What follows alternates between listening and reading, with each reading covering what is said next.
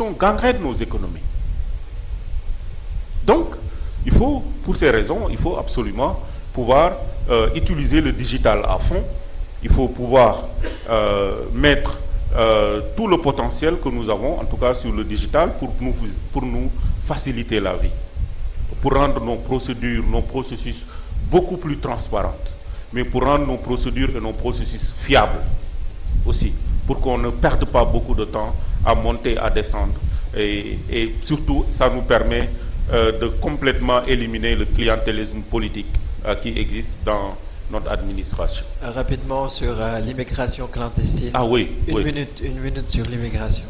Non, l'immigration clandestine, moi je l'ai dit, s'il y a quelque chose qui me fait mal, et ça je l'ai dit bien avant de faire de la politique. Pour ceux qui ont vu mes interviews quand j'étais encore dans mes fonctions antérieures, j'ai toujours condamné l'immigration clandestine. Parce que je pense que c'est une faillite de gouvernance à tout point de vue. Parce que ce qu'on doit faire, et moi j'en ai discuté avant-hier avec les ambassadeurs de l'Union européenne d'ailleurs, quand je les ai rencontrés pour échanger sur ces problématiques, moi je pense que en ayant une bonne politique de jeunesse, en formant bien notre jeunesse, en créant des opportunités d'emploi, en créant des opportunités d'insertion professionnelle, les jeunes n'ont pas besoin de partir. Parce qu'ils partent pourquoi? Pour une seule raison, mieux vivre. Ils ne partent pas parce qu'ils ont envie d'aller se marier là-bas. Ils ne partent pas parce qu'ils n'aiment pas le pays. Il n'y a pas un Sénégalais qui ne voudrait pas vivre au Sénégal. J'en parle en connaissance de cause pour avoir vécu presque 20 ans à l'étranger. Tu dis toujours, li ma gënal mooy dëkk dundu Sénégal. Ils partent parce qu'ils vont chercher une vie meilleure ailleurs.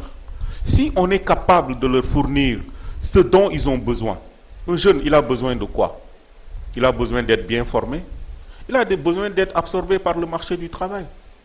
Maintenant, s'il a tout ça, si vous lui assurez tout ça, et qu'il a envie de partir, là, il ne partira pas par des voies illégales. Il va aller à l'ambassade, déposer son visa et partir. Mais ça m'amène aussi à vous dire que nous, dans notre projet de société, nous voulons rediscuter des problèmes de visa avec les pays européens. Parce que ça, c'est chercher un visa, c'est jéggi sirat, comme on dit. Il faut appeler, je ne sais même pas où est-ce qu'il faut appeler, comment on appelle, Visa France ou... oui, Visa France, je ne sais pas comment on l'appelle, mais Schengen, il faut appeler, en tout cas les plateformes, on vous donne un visa, vous y allez, vous déposez vos papiers, on vous dit il y a tel papier qui manque, il y a tel papier qui manque, il y a tel papier qui manque. Vous ramenez tous ces papiers-là, on vous dit oui, il faut payer 98 000.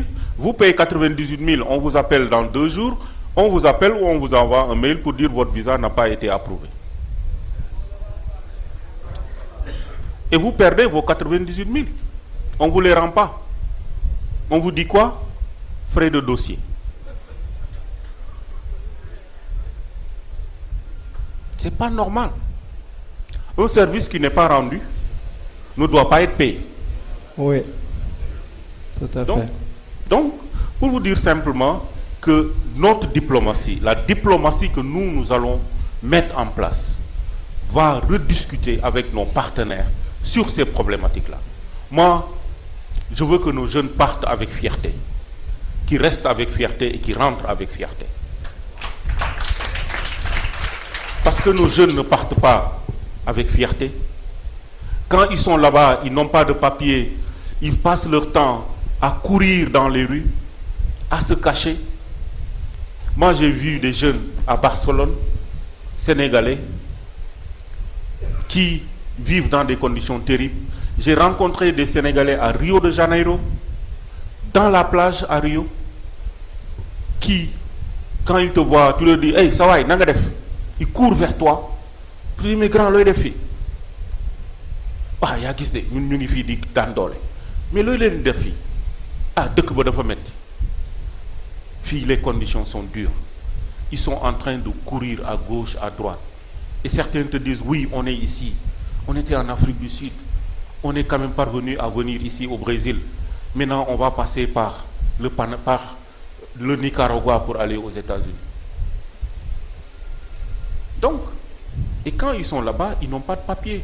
Ils ne sont pas fiers de rester. Nous, on est allé à Bruxelles, dans une maison, dans un foyer de Sénégalais ou d'Africains de l'Ouest, de sans-papiers. Mais ce jour-là, on avait tous mal. On avait tous mal. Donc, il y a cette diplomatie que nous devons mettre en place pour régler un certain nombre de problèmes auxquels nos compatriotes sont confrontés. Je ne parle même pas des problèmes de la diaspora, puisque au niveau de la diaspora, quand vous leur parlez, vous avez mal. Ils disent, mais nous, on est là. Nobody cares about us. Donc, il y a vraiment on doit avoir une nouvelle posture sur l'immigration clandestine. Moi, je suis convaincu